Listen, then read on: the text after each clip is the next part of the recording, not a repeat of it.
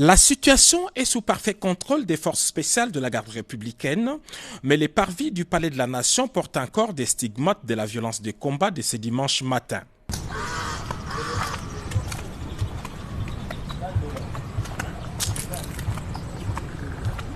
Selon les informations que nous avons recueillies sur place, les commandos avaient organisé son attaque en deux groupes.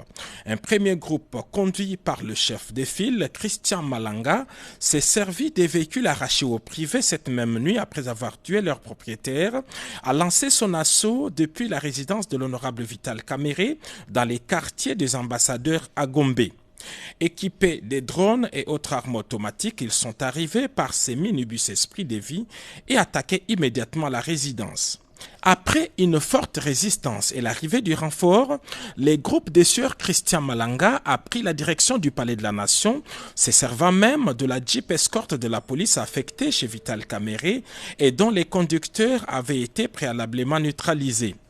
L'escorte criminelle a foncé la barrière du Palais de la Nation dans l'objectif de faire jonction avec un autre groupe de assaillants et mercenaires étrangers prépositionnés dans les marécages et le long du fleuve.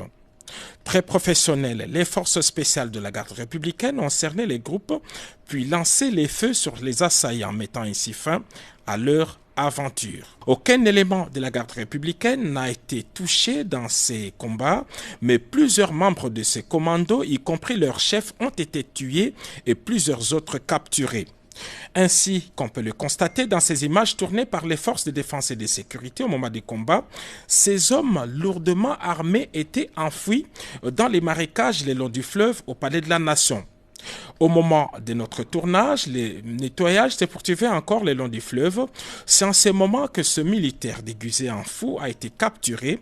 Il détient plusieurs documents attestant qu'il fait partie des corps habillés. Et c'est à cet endroit que Sieur Christian Malanga, non autrement identifié, a été tué par nos forces de défense et de sécurité qui le poursuivaient alors qu'il tentait de joindre un groupe important dissimulé dans la boue ici au bord du fleuve Congo.